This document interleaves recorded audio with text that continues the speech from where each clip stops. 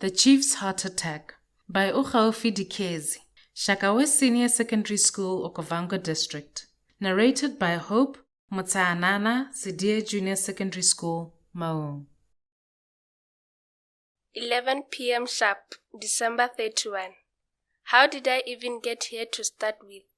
I can feel the reek of death battering hard on the door of the theater.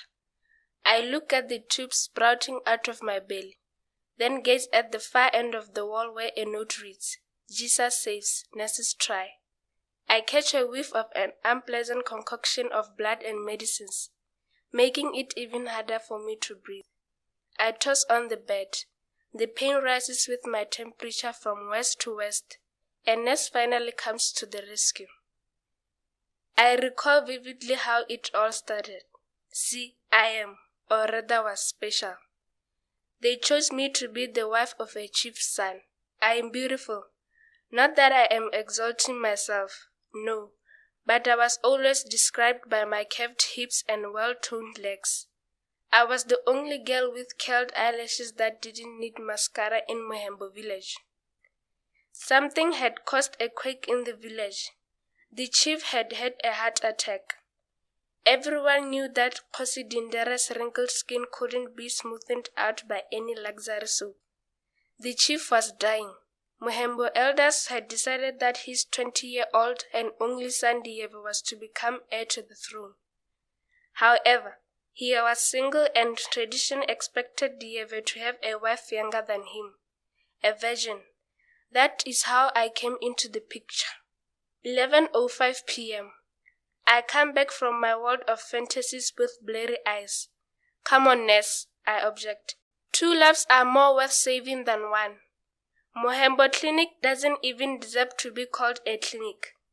It's a three-roomed house operated by one nurse. At this time, she is helping the earliest bed. A man stabbed with a knife from the Shabin, probably while stone-drunk from Chibuku, or some other weird concoction of deadly ingredients. So I wait. I am very impatient. Like the Okavango River, my past floods again in my mind. Funny, it was a shock to me too. My parents tried to talk me into it, but I never wanted to give in. "Wanaka, agreeing to the proposal is a blessing," Mother said calmly, trying to chill me. "But rejecting it is a curse." "No, Mme, I have another man in my dreams," I cried out, being the mama's baby I was. I brought a lump on my father's throat. "Then it is either that," my father said, his face proportionally elongating with the shadows. "Kgosa o tla bata boroko ko monneng a neng wa ditoro tsa gago mosadi." Mosadi. That word. It then all dawned on me that this issue was as serious as the chief's heart attack. 11:20 p.m. I wipe out the beads of perspiration from my forehead and take a deep breath. In, out. I feel the head, I assume, heading for the door to life. My muscles contract, but my past keeps on haunting me. I was 16, and I had a bodyguard wherever I went. His name was Katlo, strong and handsome. He guarded me even when I slept. I was the princess, you know. Katlo was so cute and muscled. How I wished he were the prince. This explains why I gave in easily when he expressed his love to me. My heart palpitations were at the peak in his presence. It was a Monday, I remember, and we were coming from the community water point when we stopped on the bushy track. "Thiruthi," said Katlo, "it's time I see and touch that soft dark skin of yours." I don't even remember how we took our clothes off.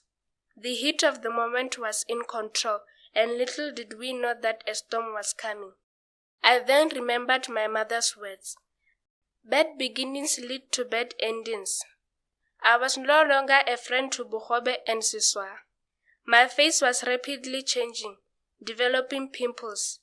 I really had thought I knew my menstrual cycle. Day by day I looked at the calendar. But what I was afraid of happened. Nothing. One drop, just one drop was what I yearned for. I was often absent-minded. My mother complained. My designer belt got tighter day and night. How I wished I could wear my pink skinny jeans. Crop tops were things of the past now. It was no help denying what was happening. I never knew time was able to drag itself, slower than a snail. I was no longer a princess. I was a piece of garbage in my father's sight. I had ruined the name his ancestors had left clean. There were whispers behind the doors whenever I passed. 11:55 p.m. The beeping sound of the machine disturbs me. The nurse bursts in just as I feel I can't take it anymore. 11:59 p.m. I push harder with maximum strength. Get it out, I shout.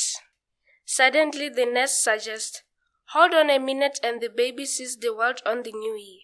I said out, I cry, wheezing heavily.